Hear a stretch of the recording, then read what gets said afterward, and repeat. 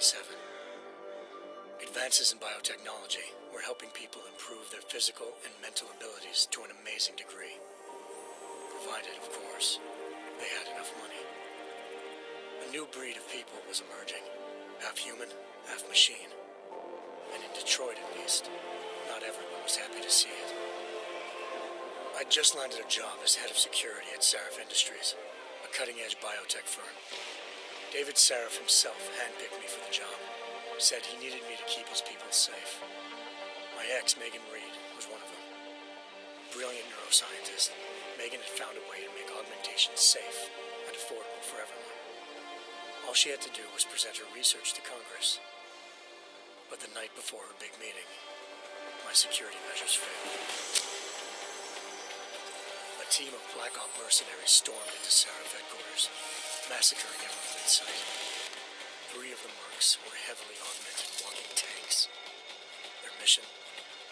Take out Megan and her team. I tried to stop them. Their leader tossed me through a plate glass wall. Last thing I heard as his bullets slammed into my brain was Megan's dying scream. I should have died with her. Only I didn't. High-end military-grade enhancements saved my life. The best augmentation Sarif's money could buy. It took me half a year to get a feel for her. Should have taken longer. But 6 months into my recovery, Sarif Industries was attacked again. This time, by a radical group of pro-human purists. Violent, militant, and fanatically opposed to human augmentation. They claimed to be members of Humanity Front, a non-profit organization that wanted the UN to limit biotechnology research. The thugs broke into Sarif's factory and found machinists working overtime on a top-secret military augment called the Typhoon. Sarif sent me to retrieve it. And when I did, I found one of the so-called purists next to it, wired with cerebral implants, trying to download its classified specs. Obviously, something more was going on. The AUG killed himself before I could question him. Sarif ordered me to dig deeper, so with the help of Frank Pritchard, Sarif's head of cybersecurity, I did. Turns out a second hacker had been controlling the AUG's actions from somewhere off-site. Pritchard and I tracked his signal to a secret FEMA internment camp in Detroit. The Black Op mercenaries were there. The same mercs who'd left me for dead 6 months before. Figured they'd try again when they saw me. It wasn't so easy for them this time. I took out the tank named Barrett. Even got him to give me a new lead. A penthouse apartment in China. Of course, we both knew it would be a trap in the end.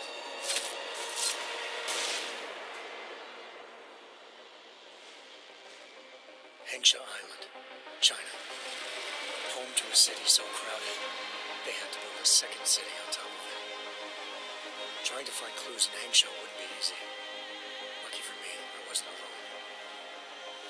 Farida Malik, Sarif Industries' ace pilot, had lived in Hengsha before. A good person to have on your side. She knew enough about the place to get me around. Malik dropped me in the lower city, close to the penthouse Barrett had told me about.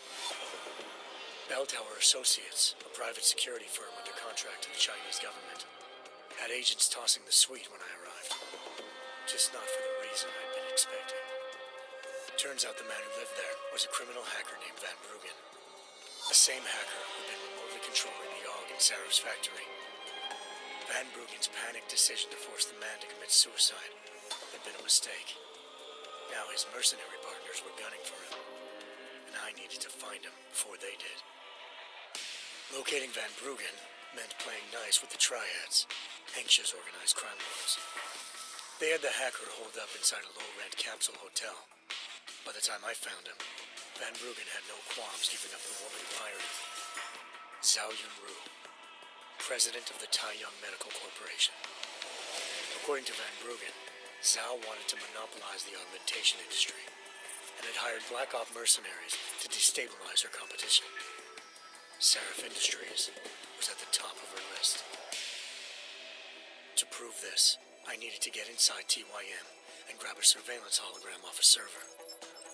I suspected Van Bruggen was hiding something when he told me this, but nothing could have prepared me for what I saw. Megan wasn't dead. She and her 4 best researchers had been kidnapped, spirited away somewhere while their kidnappers made it look like they were dead.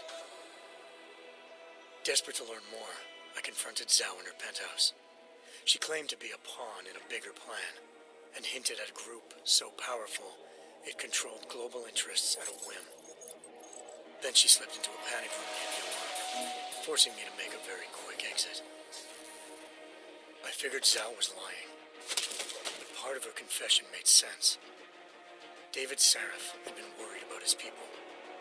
So worried, he'd required all of them to have subdermal locator devices surgically implanted.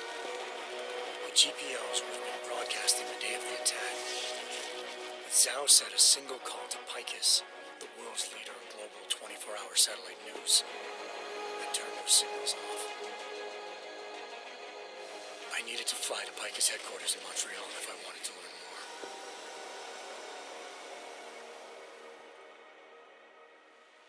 Eliza Cassan, Picus Communications' First Lady of News. Malik thought I was reaching when I told her Eliza was involved in this. The world's most famous news anchor, working with a mercenary hit squad. But when I confronted Cassan in her office, she freely admitted to jamming Detroit's satellites the night Megan's team had been taken. Said she's just been following her commands. I suspected she wanted to say more. But Black Op mercenaries showed up looking to shut us both down. And just like that, the Eliza I'd been talking to disappeared. The Mercs were led by an augmented killer I crossed paths with twice before. Fedorova, a woman who'd made silence her best friend. She waited for me to track Eliza's transmission to a secret server room underneath the Picus complex, then jumped me from behind. A deadly fight ensued. I made sure she never moved silently again. With Fedorova down, and no one left to keep Eliza quiet, she reappeared. Turns out Picus's First Lady of News wasn't a lady at all. She was a sophisticated AI program, engineered to monitor data streams and control what people believed. Eliza told me the Mercs had brought in a Humanity Front doctor named Isaiah Sandoval to remove the scientist's implanted tracking devices while Detroit's satellites were down. She also told me to speak to David Sarif if I wanted to learn more. By the time Malik and I got back to Detroit, tensions between normal and augmented citizens had reached a flashpoint. Riots were breaking out in several cities, and the UN was being urged to intervene. Sarif was trying hard to convince Hugh Darrow, the inventor-turned-philanthropist who'd once been a leading proponent of enhancement technologies, to help stop a possible regulatory vote. Sarif had a lot riding on Darrow. Megan's discovery would have given millions of people the chance to evolve beyond their normal human abilities, and at the same time catapulted Sarif Industries to the top of the Fortune 500. According to Sarif, Megan's kidnappers knew this, and didn't want people evolving unless they controlled how it was done. He called his enemies Illuminati, and urged me to keep searching. Determined to do so, I tracked down Sandoval via America's most outspoken augmentation opponent, Bill Taggart, Sandoval's boss and founder of Humanity Front. Sandoval admitted to operating on Megan's team when I confronted him, but said he hadn't removed their GPLs. He'd merely switched them to a different frequency. Pritchard was able to trace one of the signals to China. Malik and I immediately took off in pursuit. Unfortunately, the Illuminati were one step ahead.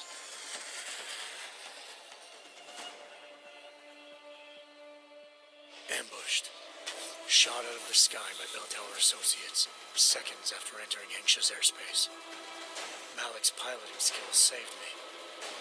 After a tense and bitter struggle, I escaped into Lower Hengsha. The tracking signal I was following led straight to the Triads, or more specifically, to the augmented arm of Tong Si-hung, leader of a gang of augmentation harvesters. Tong said they'd taken the arm off a corpse, which Bell Tower had left at their door, meaning at least one of Sarif's scientists was dead. Maybe not the rest of them, though. Tong pointed me to a port used for human trafficking and helped me slip aboard a bell tower ship. It was sailing to Rifleman Bank Station, a military base in the South China Sea. Bell Tower was holding kidnapped civilians as prisoners there, and using them to perfect the Hyron Project, a human-computer interface that left most of its test subjects dead. My search for Megan would have ended then, if not for a mysterious ally named Quinn. In exchange for my help exposing Bell Tower, he slipped me aboard a second ship headed to Singapore and an Illuminati-run biotech facility called Omega Ranch. 3 of Serif's scientists were there, forced by their captors to create a technology capable of remotely shutting down augmented abilities. Thanks to an emergency recall notice issued by the World Health Organization, millions of people all over the world already had the biochip installed. With the help of the scientists, I tracked Megan to a private section of the ranch. There, I ran into Yaron Namir, the walking tank who'd put a bullet in my brain the first time we met. He'd teamed up with Zhao and was hoping to catch me off guard. But their little ambush didn't work. I found Megan in a suite belonging to Hugh Darrow, the billionaire philanthropist who'd Sarif had called on for help. Darrow had convinced her to go along with the biochip plan by promising to sabotage the tech. As she was explaining this, Darrow appeared in a global broadcast, telling the world that augmentations would be the death of mankind. Then he activated the biochips to prove his point. All over the world, augmented people flew into a killing frenzy. Darrow had betrayed everyone, and it was up to me to set things right. To do it, I had to reach Panchaea, a massive installation in the Arctic Ocean. As I raced through corridors built by an all-augmented workforce, I saw death and destruction firsthand. By the time I shut down Darrow's broadcast, I knew the damage he'd done. Still, humanity's future remained unclear. How would the world react to this sabotage? Would people ever regain their faith in augmentations again? What would be the Illuminati's next move? Only time will give us the answers.